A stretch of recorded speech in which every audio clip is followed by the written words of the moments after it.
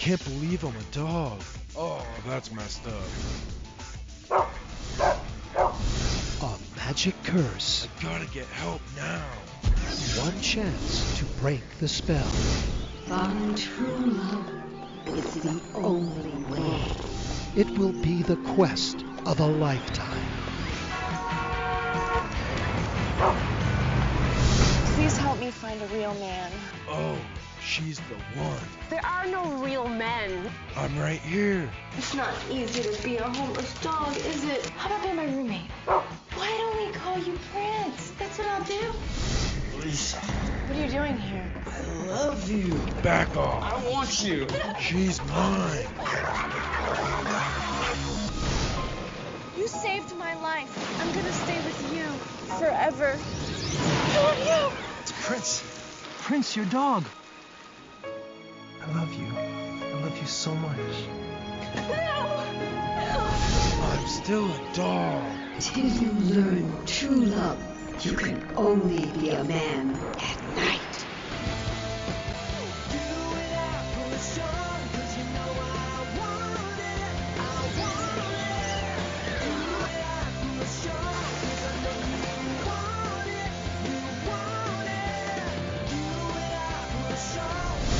Love on a Leash. You want dog food. Yeah, I'm a dog, genius.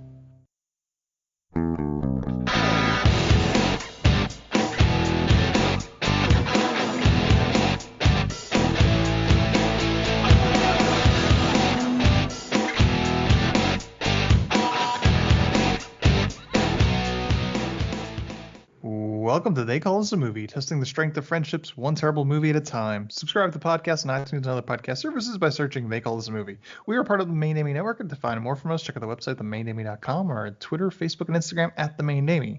We're also now a proud member of Geek Vibes Nation. You can find them at gvnation.com. Welcome back to They Call Us a Movie. This is Anthony Del Vecchio, and with me as always is Dan Aquino and Mark Myers. Say hello, gentlemen. This movie. Jesus. Yeah, I don't have a bit this week for obvious reasons, but I don't know if this was the best movie for us to watch this week or the worst movie for us to watch with everything going on. I still haven't decided. I don't know if there's a good time to watch this movie, Mark. You're not allowed to pick movies anymore after this.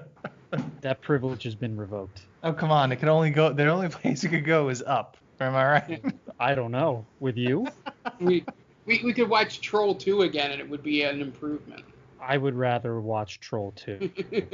Oh, I think I would watch any other movie that we've ever done compared to this movie. But before we get into the movie that we're watching this week, usually what we do when we're all together is we talk about the movies that we watched this past week. So, guys, what are you watching? Yeah, so I'll start off. I actually watched movies this week, so that's why I wanted to jump in and be first. First movie, not much of a surprise for you guys, maybe the audience out there, because our friend John had mentioned it in a chat before.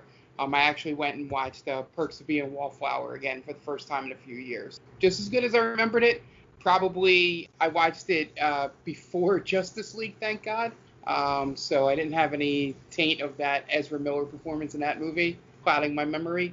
Overall, that movie's still great. That one was no surprise, but one movie I did watch over on during, I believe it was either Sunday or Monday on Memorial Day weekend. My grandma likes to keep on Turner Classic Movies constantly. So when I was down making, I believe, breakfast that one day, the movie Glory came on, Matthew Broderick and Denzel Washington. And I sat down and watched that for the first time in a while. And that movie was real good. It's weird because that was Matthew Broderick's first, I'm a serious actor role, I believe, going through that. But seeing just, the performances, that Morgan Freeman still looks 75 years old in that movie, despite the fact that it was the late 80s. So, yeah, I watched probably movies on two completely different ends of the scale in terms of seriousness. But, yeah, and that was outside of my normal things I watch on YouTube and stuff like that. But I thought I'd jump in because I actually watched movies within the last 2 weeks. I didn't get to watch anything, so I'm I'm the Mark this week. We traded places. Yeah, I mean, I didn't really watch much either, unless you count hospital television. For that don't know, it was probably quite a bit. I had my gallbladder taken out. It was 5 days in the hospital, so that's why I wasn't here for Justice League. And yeah, so I got a lot of watching of Friends. Luckily, there was an Office marathon on Comedy Central this past weekend, so I watched that. And then Diners, Drive-Ins, and Dives was Triple D, baby.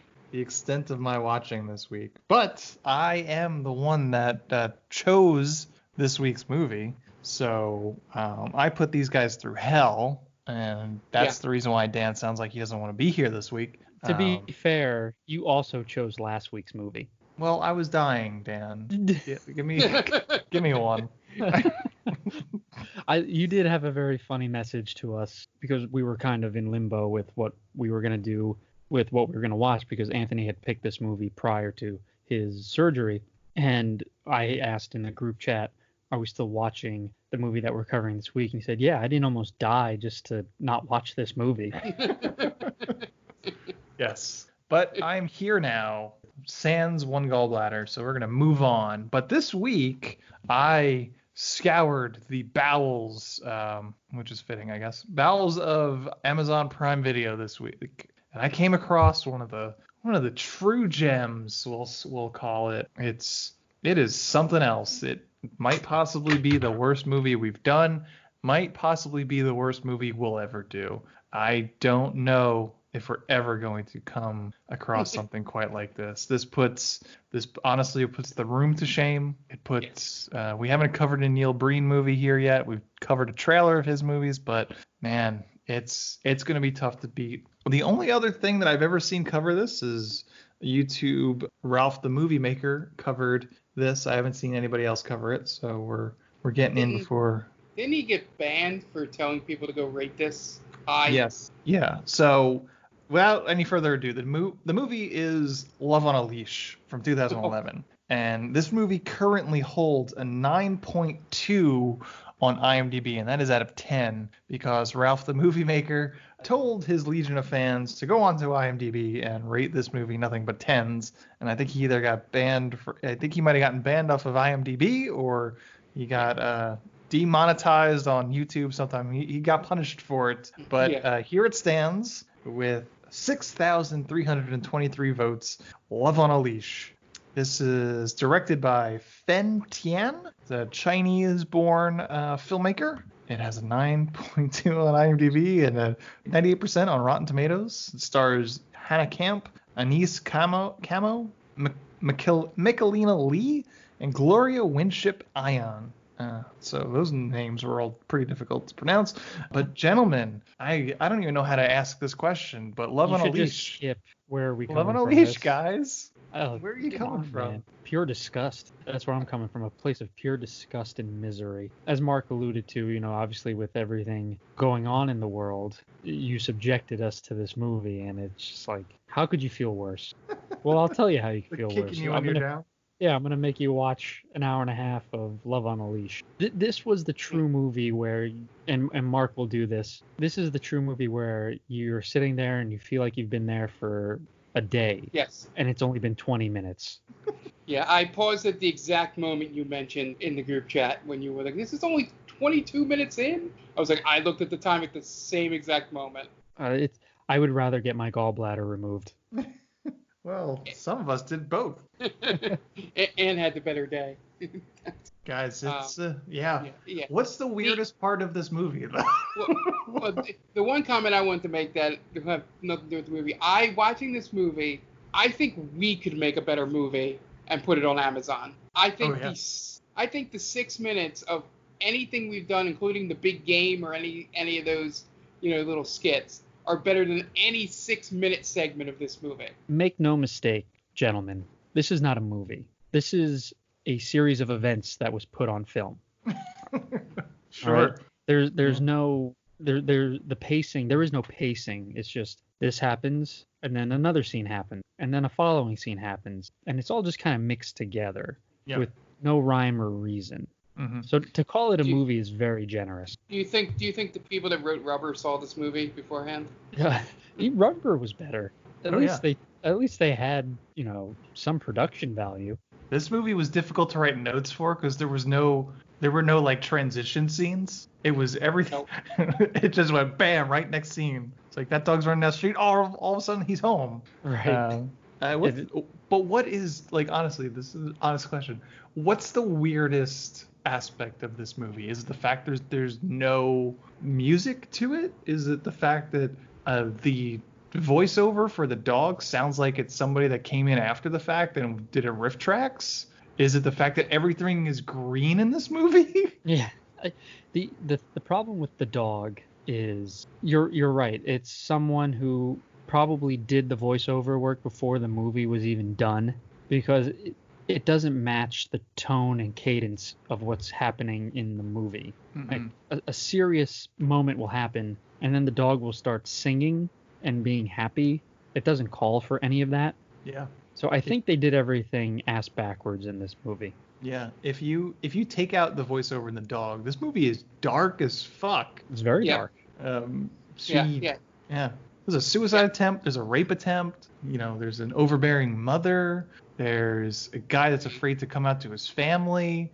There's a father who left his daughter when she was born or whatever. There's, spoiler alert, there's a woman that lives in her apartment for 30 years waiting for someone to come find her.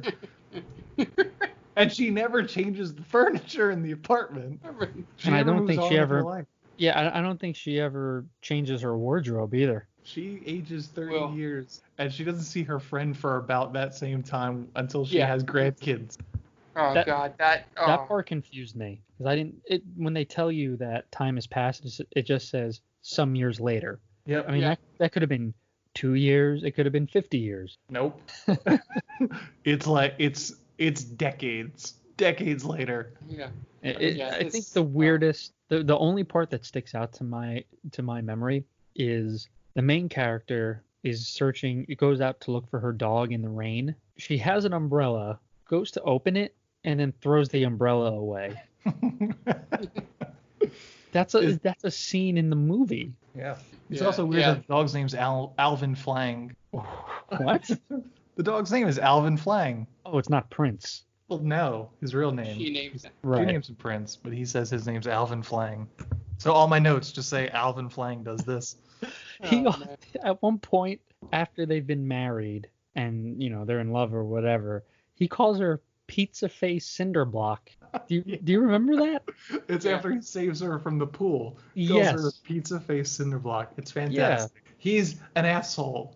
The dog is a giant asshole in this whole movie. It's so strange. Yeah, the lack of the backing track is what makes the voiceover worse. I think, the no music is amazing, and I think it's in the trivia and all that, or whatever, or something, that there's actually a person credited as a composer. Yeah. To a movie with no music. So I tried to do some digging. I really can't find the reason, but there's got to be a reason. Because it's not just that there's no backing track. There's no sound design in these scenes. Yeah. Scenes are shot and you see them without any sort of, it's like, it's not even white noise. It's just absence of sound. My thinking is that either they didn't pay the composer and he was like, all right, well then you can't use my music. So rather than replace, they didn't have time to replace it. So they just pulled it. Or he got one look at the movie and he's like, yeah, you're not using my music for this movie. This is too terrible. Because he's an accomplished composer, actually. I looked him up. He was like, he had one Disney credit. I can't remember exactly what it was, but he's been around for a while.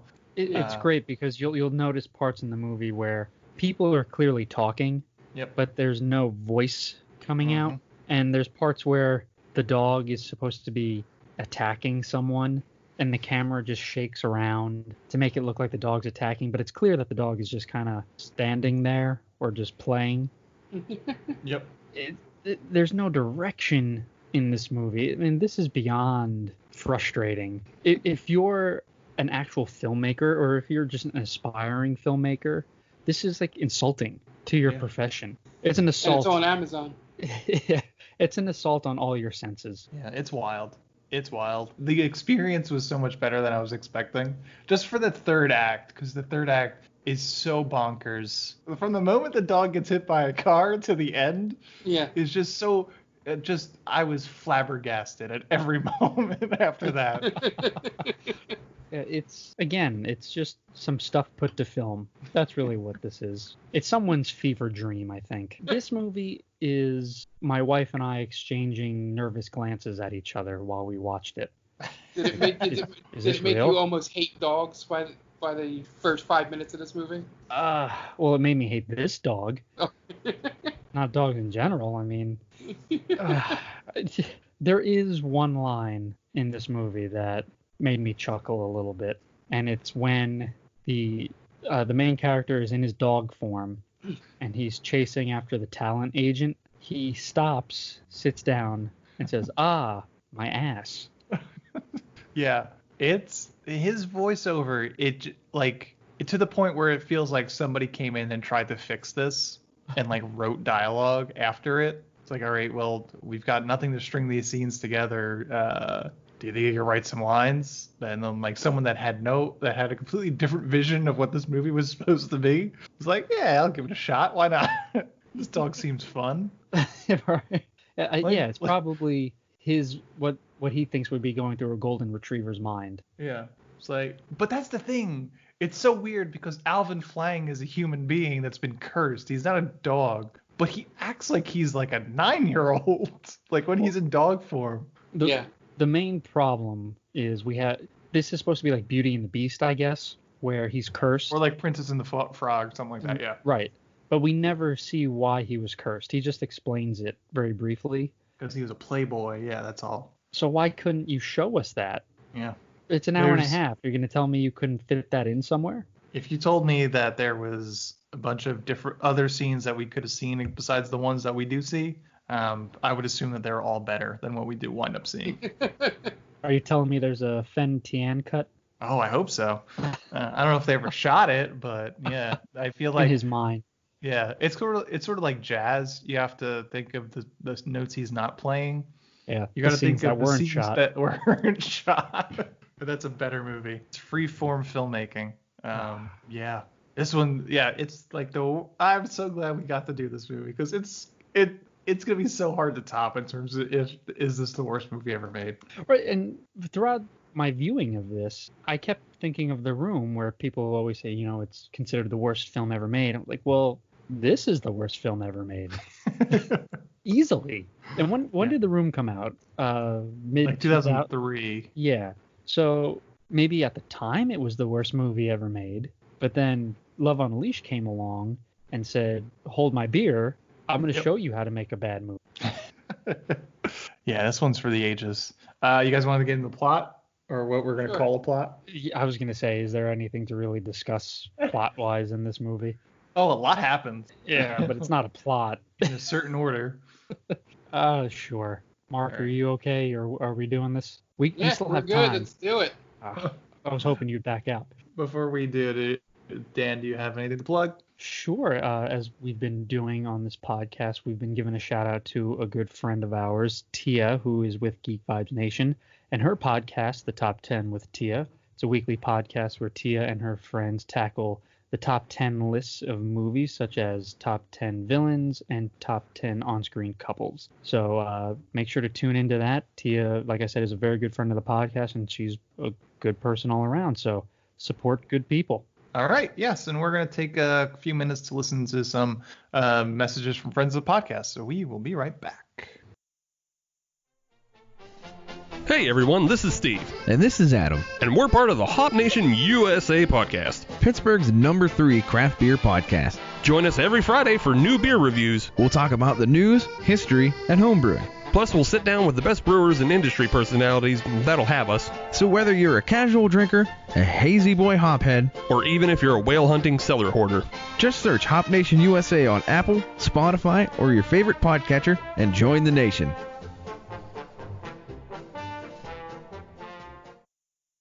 Oh hi, didn't see you there. It's me, George, from the best little horror house in Philly, the show where we talk about the best horror movie ever made, according to our guest at least. We've talked about groundbreaking classics like Texas Chainsaw Massacre and Alien, but we've also got a lot of great ones coming up, including some very fun guests like Len Kabaczynski of Swamp Zombies and Red Letter Media fame, Caroline Williams, the star of Texas Chainsaw Massacre 2, and Chase Williamson from John Dies at the End. So make sure you're subscribed to the best little horror house in Philly, and I'll see you boils and ghouls over there. And welcome back, and now it's time to get into the plot of 2011's Love on a Leash. We open up on some stock footage of Los Angeles with no sound design backing it. As we mentioned, it's literally dead silent despite seeing birds flying, traffic going by, water running. And then after about a minute and 15 seconds of complete silence, not even white noise, we finally hear our hero dog speak, lamenting, "Where is everybody?" Especially the ladies. And he gets pet by a man, where he says, "Lay off, man. I'm not gay." I was out on the dog at that point. The VO, as we mentioned, feels more like a Riff Tracks commentary than an actual VO that's meant to be a part of this movie. And the editing of this film is all over the place, kind of like a Bourne movie. That's a good way to describe it. Yeah. So then the dog winds up at a park, and he tries to hit on a girl at the park playing frisbee, but he's a dog, so it doesn't really work. Eventually, a magical spirit appears to the dog and tells him that he needs to find true love in order to be brought back as a human. So then the dog goes off to find some girls. And then the man inside the dog acts like he has a child's brain, but we later find out that he's a fully functioning adult human male. Then he winds up running into the middle of a girls' soccer game, and he says, "Ooh, there's lots of girls here," and a bunch of preteen girls playing soccer. So that's creepy. And then the dog winds up at a park and starts playing around with some girls that are of consenting age. But then meanwhile, we find our romantic lead, Lisa, and her friend are sunbathing on a blanket. Lisa's friend wants to talk to some guys who are just off screen, so you can't see them, while milquetoast Lisa replaces a personality with chastity. Lisa's hot friend goes off to talk to some guys, so Lisa then decides to put in the hands of God and prays in the middle of the day, in the middle of the park, out loud for the entire park to hear. "Dear God, please help me find a real man." That's depressing. Anytime you have to resort to a higher power to find a mate, you're in trouble. This is the first sign of how dark this movie is. Yep. And then I believe the dog at this moment says, "You don't need God, I'm here." Something like that. Yeah. His one-liners make Arnold Schwarzenegger seem like Shakespeare. Yeah, he's got. I think Bruce Valanche came in here and did some punch-ups on the script. Bruce Valanche. So she asks for a real man, and then it magically cuts away to her driving away in her green bug, because everything is fucking green in this movie. I can't stress that enough. If you want to watch this movie, it's on Amazon Prime. Just notice the green, because it's everywhere. Was it Wes Anderson or Paul? Wes Anderson. Yeah, the one that always is. His movies are all color-coded.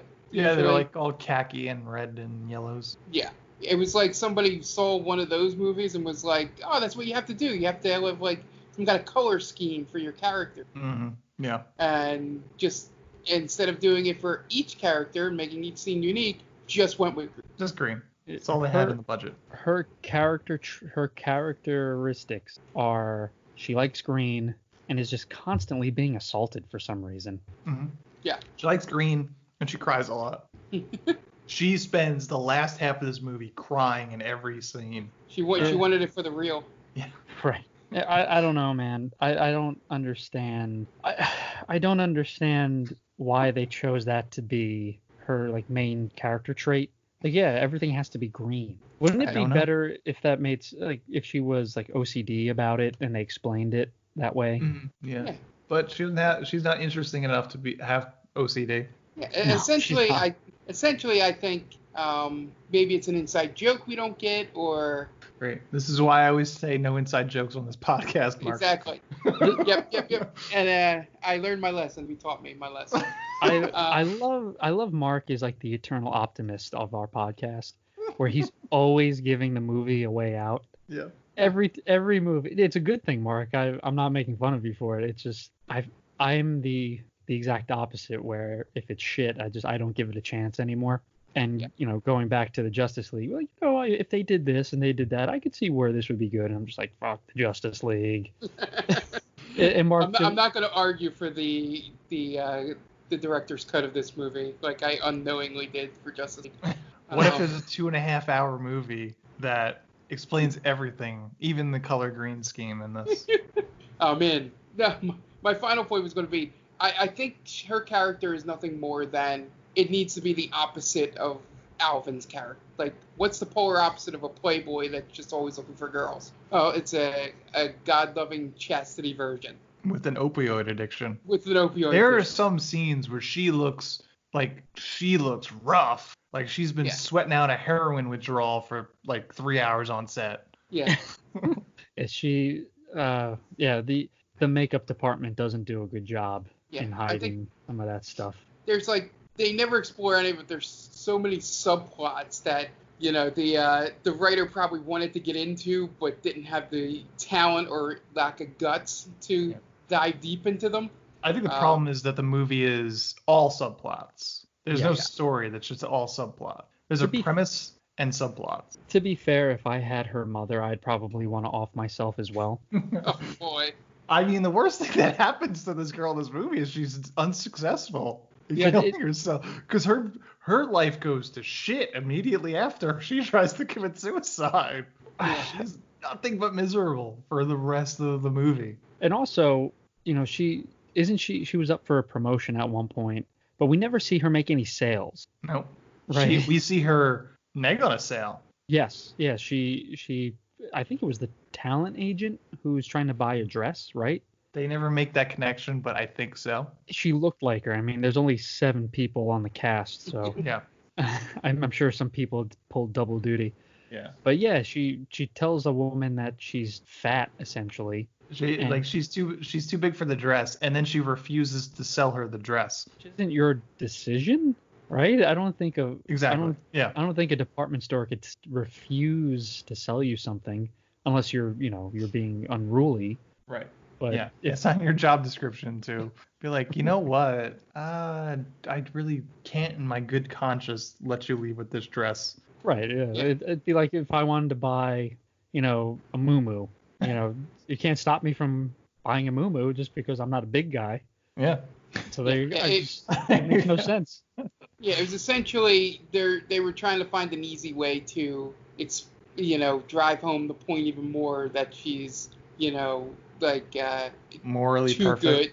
Yeah, too good for the dog. Yeah. So she drives away. I'm just gonna go so we could kind of end this. Put us out of our misery. So she drives away. The dog catches up to Lisa at a gas station, and she just decides to put him in the car and take him home. They go to her apartment, which is entirely green. Dog jumps into the tub, then we have a haphazardly paced cleaning montage, and then the dog leaves. Then Lisa goes to work and helps a woman squeeze into her dress that's too small, as we mentioned, and gets farted on for her trouble. And then Lisa decides that it's her prerogative to tell the woman that she can't sell her the dress because it's too tight, so I'm hoping she doesn't get paid based on commission. And then a coworker named Kyle then asks her out. She goes back home, and the dog is waiting outside her apartment again with a cut on his leg, which he says he cut himself shaving. Har, har, har, Bruce Valanche. So she brings him in to fix him up, and then he mentions he has a home in Switzerland. And then he asks what we've all been asking is, why is everything green? Yeah. Question for you guys. Yeah. Say you're dating a girl. You haven't gone to her apartment yet. You're having a nice time. You're connecting. She's pretty. She's everything you want. And you feel like, oh, this is good. This is going in a good direction. And finally she brings you home and you see the color scheme of everything. What do you do? Are all signs pointing to I'm getting it in that night? Yes. All right. I ask her in the morning, what's up with the green? I would probably ruin my chances there and then. What's up? I would probably ask what's up with the green, and I would offend her right there and then. I wouldn't be able to do anything until I knew the exact reason why everything was green. You'd be walking around the whole apartment. Well, why is this green? This doesn't need to be green. Why is it green?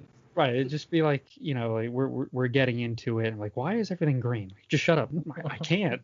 I need to know this. It's an episode of Seinfeld, essentially. Yeah, exactly. Where everything is green. So she gets ready for her date, and the dog spends some time negging her the entire time.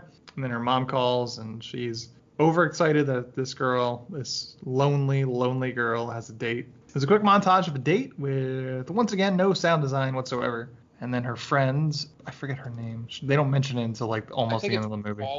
Paula, yeah. She doesn't get named until like the second act. And then Paula calls her, asking her for some deets. And then she says the line something like he's more like a brother or a really good friend or something like that.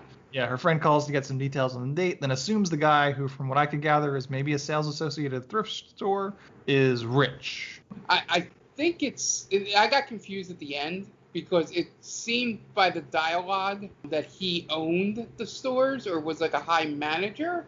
I don't know how this thrift store runs itself. No, I have no idea. But yet there was another manager. And then there's a boss. And then the boss is going to promote everybody to manager so he can retire. It's just a store of managers. Yeah, exactly. To manage nobody. Right. A bunch of managers just managing nobody.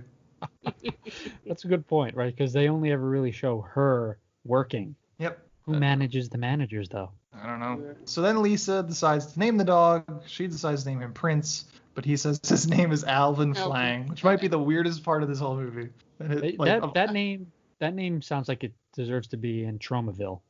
Exactly. Such an awful name for our hero. Name. Alvin Flang. Just rolls right off the tongue. That's the name of a person that you throw into a locker. Yeah. So then she decides to take the dog shopping, which in this world of this movie is a group of people scrounging around in a pile of clothes. And she just lets the dog scrounge around too, and he gets kicked by an associate because he's a dog sifting through merchandise. Perfectly understandable. And then a dog talent agent pops up out of nowhere and says the dog's amazing and he wants to sign him, but she runs away. It makes no sense. Oh my god. The dog is literally... the dog could pick out matching clothes. Right. Yeah. That was his talent. And who knows if it was a coincidence that he just picked out a green dress or whatever. This guy's putting a lot of eggs in in the basket of this dog he just met. I was gonna say he's probably a failed talent agent. He is a dog talent agent. And going forward a little bit, the name of the business is Dog Talent Agent. That's really bad. That's really creative, guys. It's like, that cat's amazing, but what are we gonna do? We're dog talent agents. Right. It's like going to a pizza. It's just like naming your place Pizza Parlor. Like, what's the name? Pizza Parlor. So she goes back to work, and she immediately gets assaulted by another associate at work, and then sexually harassed by a customer. He asks her to pick something out for his wife, and she picks something green because, of course. And the manager tells her that she needs to dress nice for the customers, and he gives her a green dress to wear, of course. She then goes home and tries on her new green dress. Rita, an older friend with a vaguely ethnic accent, comes in and tells her that she was the one who sent over the customer, that she's trying to set Lisa up with him for her mom's sake. And then she leaves. And then her friend Paula then tells Lisa that she should bang both guys and find out which one she likes more. Perfectly reasonable idea by Paula. Paula is the one that makes the most sense in this movie. At one point, doesn't she say she should be dating like 5 or 6 guys? That's her mother tells her that she should be dating 4 or 5 guys. Yeah. There's a great shot in this movie of the mother surrounded by darkness. That's the scene. Yes. Yeah. Okay. That's what she mentioned. You should be dating 4 or 5 guys. She looks like Dr. Claw. That's like something Dr. Claw or Skeletor would do or something like that. Yeah. They wanted to make sure that you couldn't tell that she was also in a green room, and they just had one student. Oh yeah, guarantee that it's the same apartment. My favorite part is when the mother is on her deathbed, just asking her daughter to promise her that she's gonna get married to a man, and she just tells her no. No. And then she closes her eyes and her head tilts, right? And no one seems very sad. Well, I mean, she's awful. She is the worst. Oh my goodness. She's bringing all sorts of men around when Lisa was younger. Just all of them treated her like shit. Mm-mm. And you wonder why she has men issues. Yeah. So then Her friend tells her, Alvin Flang is worried that if she gets married, he'll be stuck as a dog. Then her mom calls in the middle of the night and tells her she should be dating 4 or 5 guys. And then Lisa has a date with Frank, the other guy at the store. Frank is the guy that Rita set her up with, and his mom. Yeah, the customer. His mom accompanies her, or she basically has a date at this guy's mom's house. And the mom is like some sort of nutritionist and asks Lisa how much she weighs. But then after dinner, Frank's mother orders him to leave so she could speak to Lisa alone. And then the mother says, they will not allow Lisa to get pregnant, and she must get her tubes tied if she's going to wind up marrying Frank. Everything about this character is ridiculous. I love the one line where she asks how much she weighs, and she goes, "You don't weigh yourself twice daily? How do you know how much food to eat?" Yep. Stuff like that. Her line's psychotic. Yeah, this is just a collection of terrible people. Yeah. Lisa gets put through the ringer in this movie. She does, man. Again, I feel bad for her. Paul is the only good person in this whole movie. Yeah, Paul has got her head on straight. She just basically just wants her friend to have fun and fuck. She's tired of her friend just lording over her virginity over her head. Paul's just trying to get it in, trying to have a good time. I'm here for a good time, not a long time. That's Paul's motto. And she winds up probably having the most fun out of anybody in this movie. Yeah, she's seemingly successful. She has a whole bunch of grandkids, and Lisa is just stuck in that same goddamn apartment for 30 plus years. She's probably one of the best looking grandmas I've ever seen. She's looking fine. Yeah. Real nice. Keeping it tight in her grand age. We should have been following the story of Paula. Yeah. I would much rather watch that movie. Mm-hmm. So then she goes back home and talks to the dog, and the one line he says that made me chuckle because it's just so stupid, and she just kind of says, I'll just stay here with you because I love you, and then he just says, I broke your favorite glasses. It just has like a passing thing. Yeah. Yeah. Very nonchalantly. That's pretty awesome. So Kyle calls her and says he has something important to talk to her about. That's the guy from the thrift store. And then Paula shows up, and Alvin Flang bites her, or he bites her on the hand, and Lisa kicks him out. And Paula gets Lisa ready for the date or whatever. So Kyle shows up, and Lisa brags about her shitty art, which is the only thing in the apartment that isn't green. And Kyle immediately proposes and then says it'll be in name only because he's gay and he wouldn't be accepted by his family. But he says he'll be able to provide for her and give her everything she ever wants. And she rejects his proposal, saying she needs true love. Mark. One of the first whiplash moments of this movie. I was gonna say this is dark moment number 1. Yeah. Dark moment number 1 is immediately preceded by dark moment number 2. Because as soon as Kyle leaves, Lisa cries and then Mort barges into her apartment drunk and attempts to rape her. And then what's his name? Alvin Flang. He comes in to rescue her, and then she turns on Alvin. Yep. Right? She's like, "Get out of here! I don't want you around anymore." What? Who does that to a dog? First of all. Yeah. Especially one that just saved your life. Exactly. Yeah. Well, it was an instinct that dog was no good. Is that what she just says? Another man. No. I'm just saying that. It's an instinct that dog's an asshole. He needs to leave now. Yeah. Probably would have been best. That's the worst 10 minutes of anyone's life, I think. Right? Being proposed to and then it being assaulted. Yeah. Proposed to because he just needs a beard. Yeah. Right. She put all her eggs in that Kyle basket, and he's like, "Oh, I'm sorry, I'm gay, but we can still get married. But I have no intention of loving you like you're expecting me to." He's very nice about it, though. Oh yeah, he's super nice. I mean, Kyle is a very nice guy. It's a shame he's gay because Lisa was hoping that he wasn't. So now, are we to believe that she actually was into him? I guess so. It seems like the only person that's shown her any niceness in her entire life. I thought he was the one she called like a brother. I mean, she might have done that over the phone, but she was totally heartbroken and really upset that he wound up being gay. That's true. Yeah, that's a rough turn of events, man.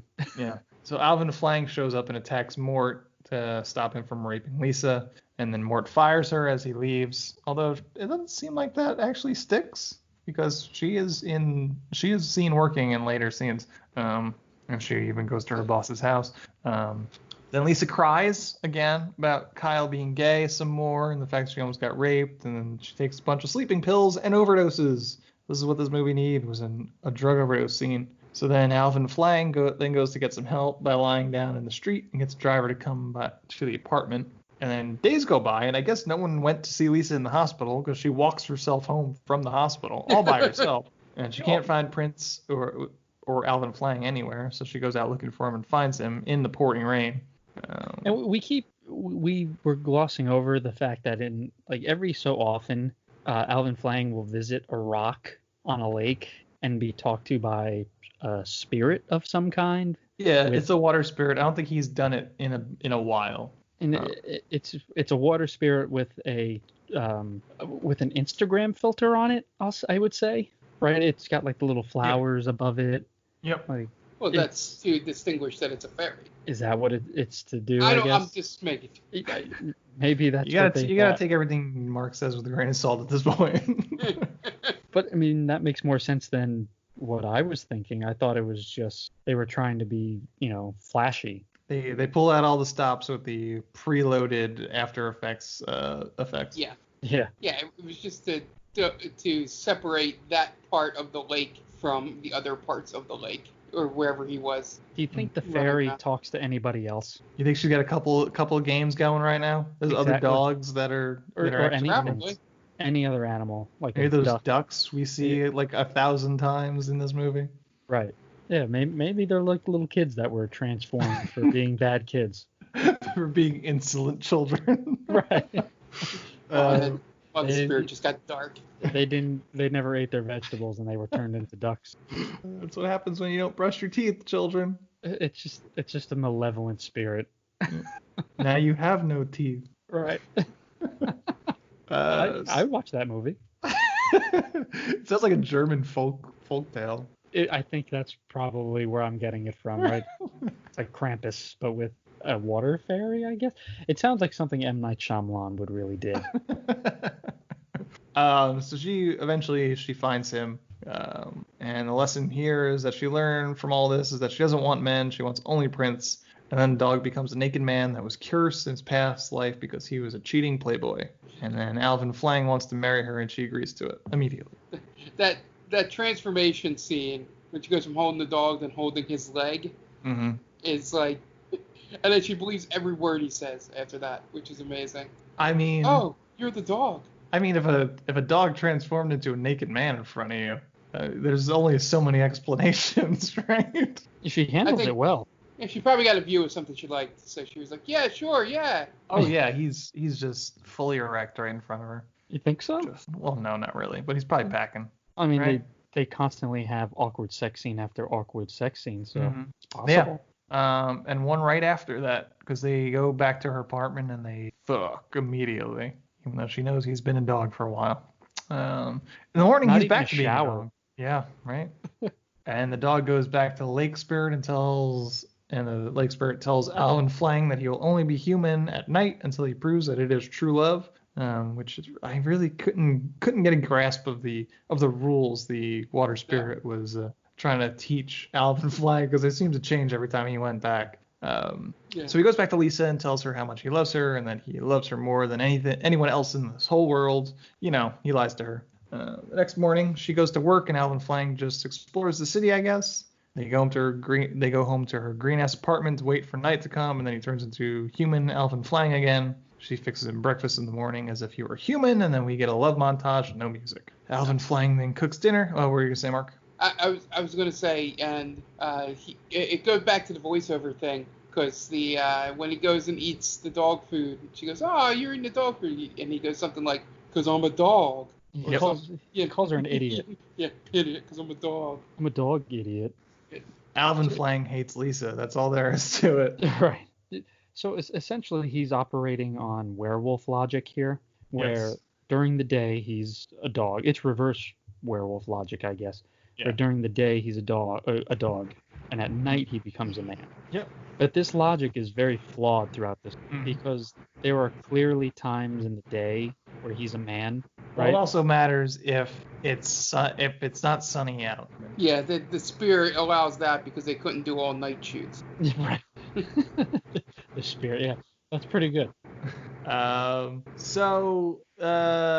she fixes him breakfast in the morning. Alvin Flang cooks dinner, and then Lisa buys him a collar, and then is turned on by it. So they take some really upsetting kinky photos. Then they go to the park with Alan Flang as a dog, and he talks to the water spirit again, and the water spirit moves goalposts once again and says that he needs to provide and prove that he can be a good husband. And then for some reason he turns into a complete dick. Yeah, they have a fight when he's a dog. At this point, you have to feel as if, like, if you're Alvin Flang, you know you're being screwed around with. Right, you're just getting jerked around. Yeah. This water spirit has no intention of setting you back into normal human being. No. At night, Alvin Flang says that he's upset that he cannot provide for her. Says he wants to do the commercials with the agent, and Lisa's upset at this idea for some reason. Right. And then we get They never give you the reason why. She's like, no, I forbid it. Okay, why? I don't know. Seemed like a good idea. Seemed like it was perfect for everybody. I mean, and this is where the movie should have gone, right? Where he becomes a big star, and the fame maybe goes to his head because he's a playboy, and he starts hitting on other women. Sounds like sounds like that movie is a little more fun than this movie allows us to have. Yeah, that's what I'm saying. Can't have that.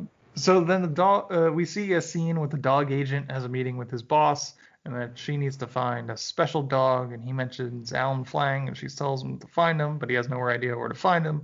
But then at dinner, Alvin Flang uses the phone in the restaurant to call the agent, tell him the dog will be there. And then he takes a bath and then goes to the agency. They make him pick up phones, and then I guess they shoot a commercial. We don't get to see that, God forbid. It's a terrible commercial, though.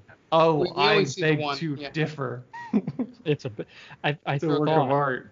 I thought the commercial was the. Well, do you want to explain the commercial first? So I'm coming to that. Okay. He immediately spends the money on another green dress for Lisa because that's exactly what she needs is more green dresses. She gets upset. Feeding the addiction. She gets upset because he won't tell her where his money comes from. But then she sees the commercial that he stars in, which in my notes I say, which quite frankly is a work of art. It is for Ninja dog food or something like that. And it is him fighting ninjas that cut up some dog food, and it even comes with a cheap knockoff of David Bowie's China Girl as the song. I thought the ninja was chopping up the dog into food. Is that what you thought? I looked away real quick and came back. I was like, wait a minute. Because it cuts from a scene of him wrestling with the dog to him furiously chopping up food. So I was like, wait a minute, is he chopping the dog up? It'd be weird because it is dog food. Yes, but I wouldn't put it past this movie to do something crazy like that. You just made this movie darker somehow. Yeah, right. I can make things darker. I'm pretty good at it. Yeah, that's true. So then they're about to fuck again, and then Paula shows up. So for some reason, Lisa feels like she needs to hide him from her, so she tells him to go hide. And Paula shows up because her car broke down, and she needs to crash at Lisa's apartment. Eventually, Paula finds Alvin Flang, and she freaks out because she thought Lisa was a virgin, and Lisa made her feel like a whore all this time, and she calls her a hypocrite, which all in honestly, you would think that she'd be happy. Like, oh yeah, Lisa getting some. It's about time, girl. And she'd just be like, oh yeah, girl, I just took your advice. You know how it is. But she breaks down like she's, she killed her or her mother or something like that, I didn't mean to do it. I'm so sorry. Forgive me. Yeah. Jeez, you're seeing a guy. Yeah. You didn't break any rules here. No. It's a weird moment. It is a forced argument between the two. So Rita shows up and apologizes for Frank and says she's got another guy for Lisa. And then she randomly shows up at Lisa's work later for no reason. And Lisa tells her that she's got to close up. So Rita leaves and then jumps out at Lisa in the parking lot. And tells her she immediately has to come with her. So Lisa thinks nothing of this and says sure. And she gets in Rita's car. She takes her to a restaurant and her mother shows up. So now her mother's there and Rita's there and they go into the restaurant. And immediately Lisa gets accosted by several male patrons at the restaurant. And it turns out Rita paid the men to dance with her. Oh, boy. And who amongst us, right, guys? Yeah. Lisa runs away and cries. Her mom apologizes for her shitty history of men. And then she tells her mom and Rita that she's already met a man. And her mom and Rita are very excited and they want to meet him, so they have dinner the next night. And Alvin Flang shows up at a restaurant with them, and they have an extraordinarily awkward meal where Rita and Lisa's mom then force them to get a marriage license the next morning. Obviously, because he will be a dog in the morning, he can't show up. So he doesn't show up at the courthouse because it's dog. He has a funny line here where, the mother and Rita are saying, like, oh, forget him. He's the worst. And all he says is, I did my best. What? Yeah. What? How did you do your best? Yeah, it's funny. This entire little segment with the mother, I'm actually shocked they didn't go there because they already, did earlier in the movie that they didn't have the mother or Rita just assume that maybe Lisa was gay, and going, because of what your father did, I thought you just hated all men and was a lesbian. Yeah, that could have been a definite route they took. Yeah. But they did. But it just looks like they were like, no, we're stuck on this she believes in true love storyline. So he obviously doesn't show up as a human at the courthouse because he's a dog. So her mom and Rita immediately turn on Alvin Flang, saying that you could do better. And then the Alvin Flang dog gets depressed and runs off. She has to pick him up in the middle of the night when he's human again, butt-ass naked in the park. Lisa cries again and says her mom wants for her to have a man morning and night. And Alvin Flang says that he should just go back to being a dog. She tells him no, she doesn't want him to do that. So then Rita shows up at the apartment and says she can't take her daughter to the airport because of a dizzy spell. This is like one of the most convoluted parts of the movie. Yeah. And she tells Lisa that she has to drive her daughter to the airport, leaving her and Alvin Flang behind. Then Rita starts snooping and starts to interrogate Alvin about his job, business card, driver's license, then tells him to leave Lisa alone. So he runs away. And then Rita chases after him, and apparently they chase after each other all night long, because then he has to hide into the bathroom to turn back into a dog, because it becomes morning at some point. Yeah, and they had that quick scene where he goes into the bathroom and you see a tail sticking out of his pants. It's all very stupid. They could the editing in this scene is atrocious. Oh my god. There's the part where he goes to the Mexican restaurant and they do a fast forward for some reason. It's supposed to be some sort of montage, but it's got no music again. It looks like someone accidentally hit fast forward on the projector. Right? Like, oops, sorry, forgot about that. Just keep it. Yeah. So Rita tells Lisa that she saw Alvin change into a dog, but she didn't. She just saw the dog come out of the bathroom. And then she threatens that she and her mom are going to stay out of her life completely, and Lisa cries again. Which is probably for the best, honestly. Oh, yeah. Right. Yeah. Lisa has a bunch of toxic relationships she needs to abandon, and Rita and her mom are two of them. Her only good relationship she loses because she didn't want to let Paula know that she had a guy in the house. Yeah, which is so silly. Right, and it kind of shame on Paula for coming down so hard on Lisa there. Yeah. Right? She was so chill throughout the movie, and then all of a sudden she just kind of. That was the perfect opportunity for like a three-way, by the way. Like just a surprise dude shows up half naked. Like, come on. If real life has taught me anything, that's the next logical step. Yeah, absolutely. We've all been there. Yep. And we've all written letters into magazines about it. Yeah. I'm sure some of us have. TV Guide. Yeah, that's the exact magazine I was thinking of. There you go. So Lisa and Alvin go to the park and he sings a stupid song. And Lisa goes to a children's playground by herself and takes pictures of strangers.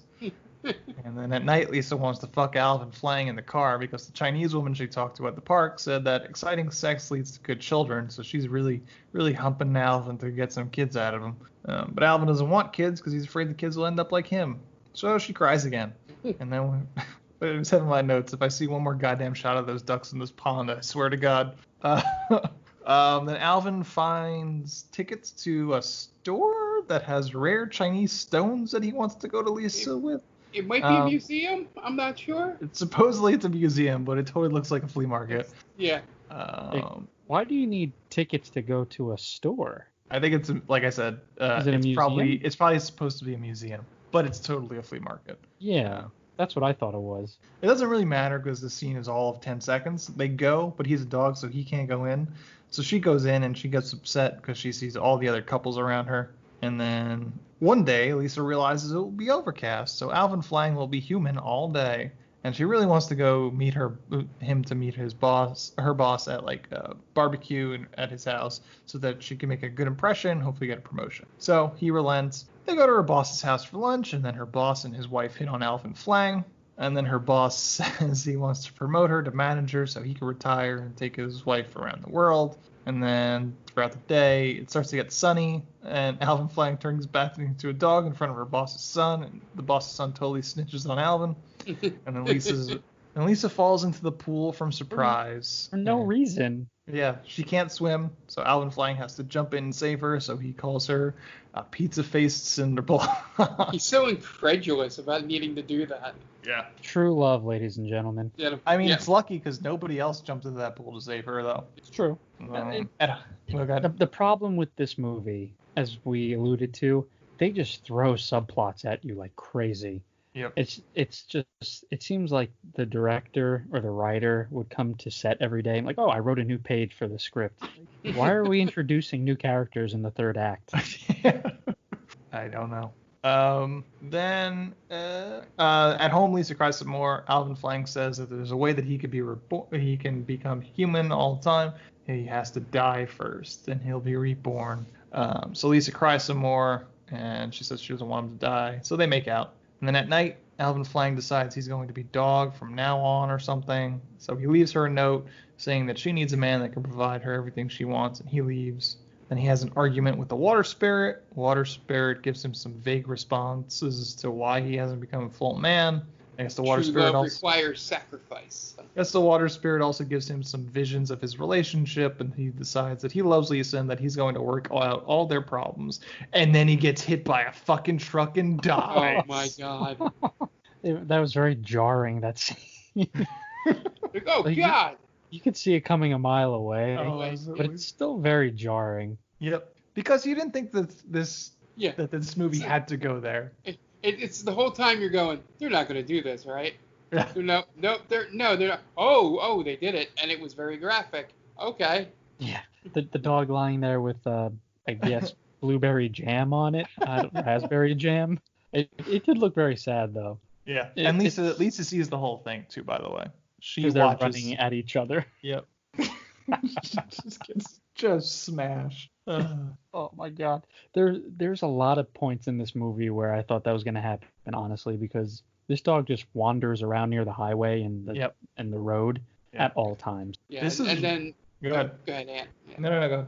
I was going to say, and then from this point forward, the rest of the movie's a fever. Oh yeah, this is the point where this movie just, you thought it was off the rails, and then you realize that it wasn't quite, and then it goes off the rails here. Because she mourns his death, and then I think her mom dies too. This is where her mom just on her deathbed just wants her to find a man, and she says, "No, I'm waiting for Alvin to come back to me." So petty of the mother, right? Yeah. Your dying wish, find a man. No. Yeah.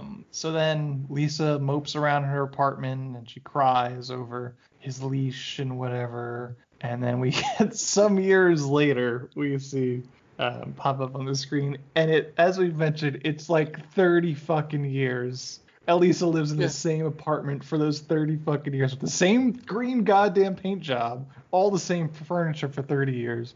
And she's apparently has decided that now it's time to find a roommate. Paula shows up with her grandkids, not her children, her fucking grandkids. That's the whiplash moment in that scene.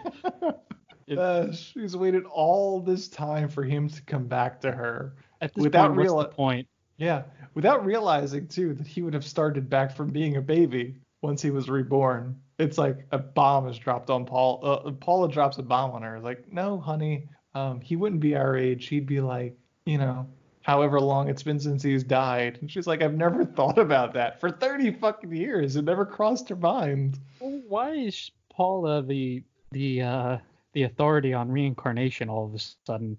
I don't know, man. She's got all this kind of like jewelry on. Maybe she's like a secret gypsy. I was gonna say, is she a healer of some kind? Does she believe in crystals? She's a Wiccan. That's the reason. That's really the reason why Lisa was such a bitch to her. Because she was Wiccan. Yeah, they're the worst, as we all know. So catty.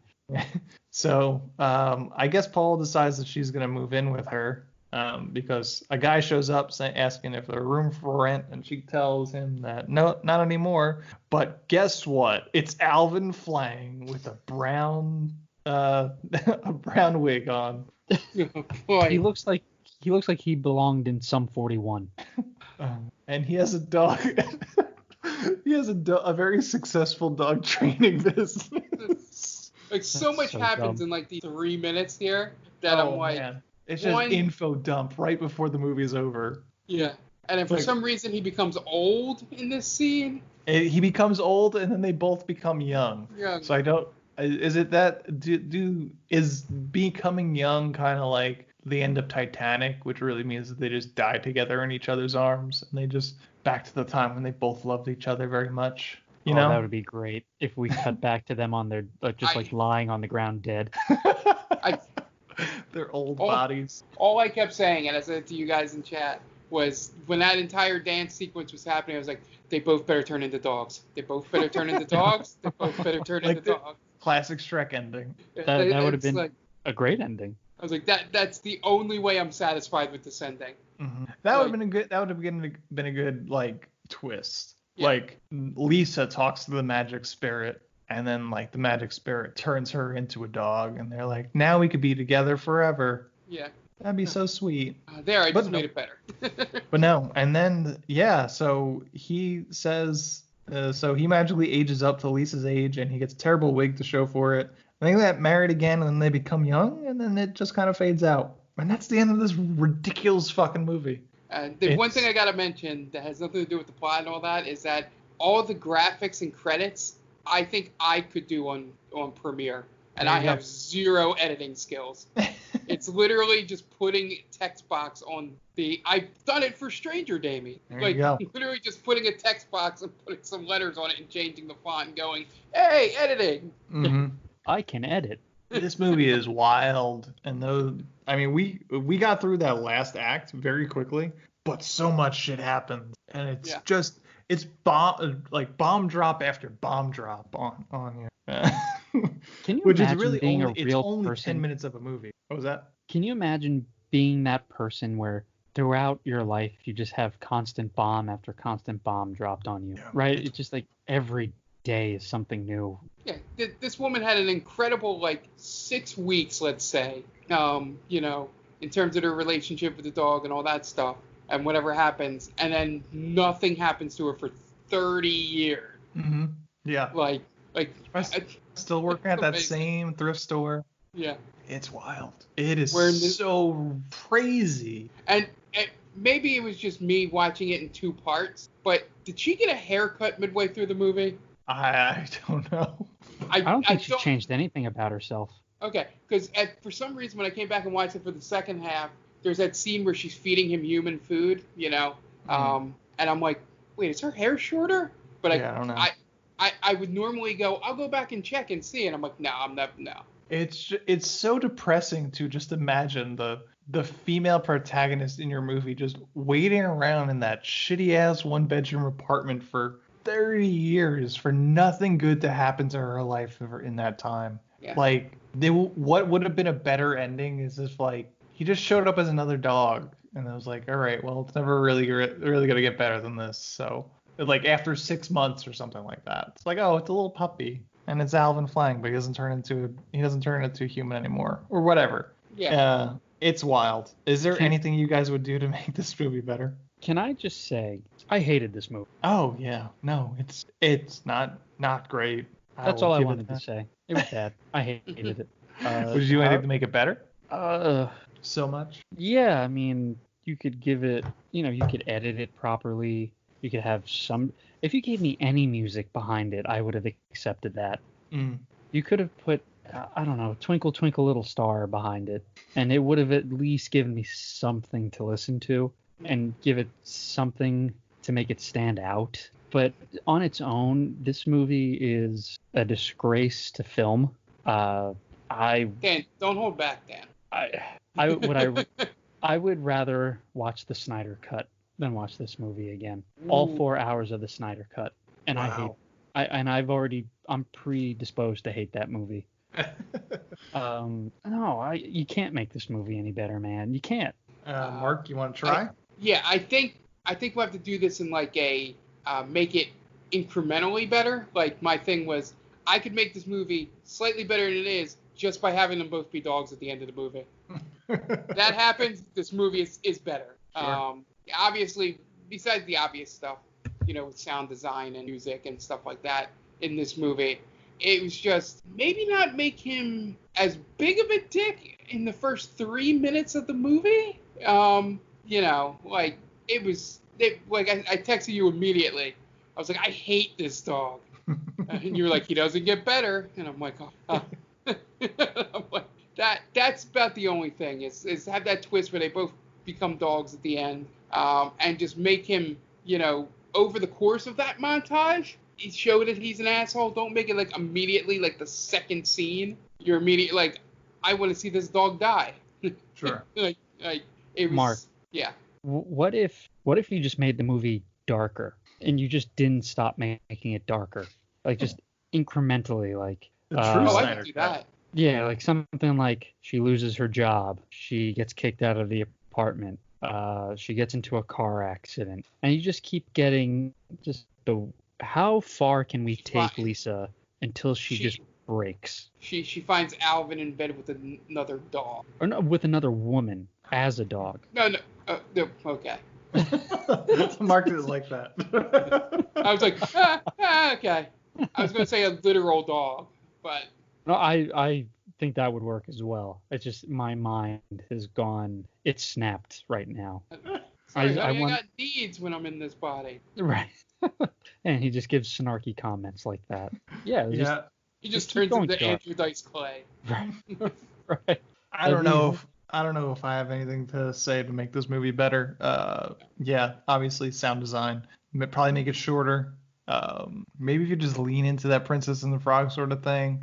Have the beginning be him turning into a dog, being turned into a dog by the water spirit, and having rules that we could follow. It's like, you need to find true love by the stroke of midnight by the end of the year or something like that to become a dog. After midnight. Yeah, or you'll be a dog forever. Something bullshit like that. At least lean into Disney. Disney's got plenty of movies like that. Just copy it.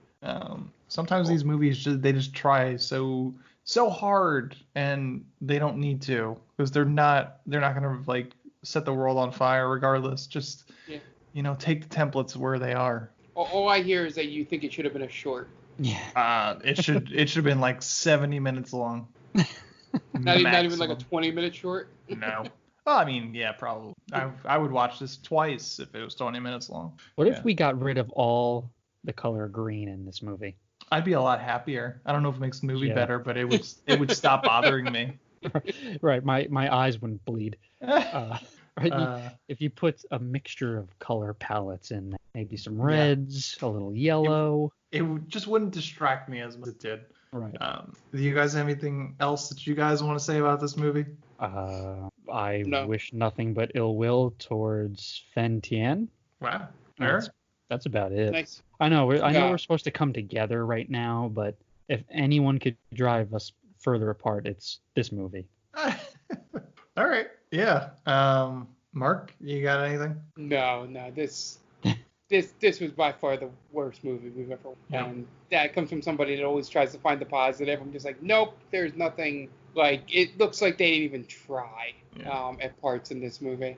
You guys want to plug your shit? Make it quick. At DAquino122 on Twitter. Also follow our Real Play D&D podcast, Stranger Damies, at Stranger Damies on Twitter and Instagram. Yeah, Stranger Damies airs every Wednesday. Google Play, iTunes, strangerdamies.podbean.com. The Game Vault Pod, now we're everywhere as Game Vault Pod, on Twitter, Instagram, everywhere. Thank you to Jenny for being able to secure that for us. We have a new episode coming up Monday, so be on the lookout for that. And then we stream probably 5 out of the 7 days most of the time. So just follow the Twitter. We should have a schedule locked in on Monday in terms of that, because we'll probably talk about it while recording the episode. So just keep an eye out at Game Vault Pod on Twitter. And if we decided it before this airs, you would have already seen it, and this is all old news to you. All right. And this has been They Called Us a Movie. You can find us at theycalledusamovie.podbean.com or on all podcast streaming apps. Just look for They Called Us a Movie. That's iTunes, Google Play Podcasts, Stitcher, wherever you get your podcasts, that's where you could find us. Just look for They Called Us a Movie. We are themaindamey.com. That's our main website. And we are on all social media at The Main Damey. So Twitter, Facebook, Instagram, at The Main Damey. We'll pop right up. We keep those pretty active as much as we can. If you have any questions, comments, you want to suggest a movie for us, themaindamey@gmail.com is where we can be reached via email.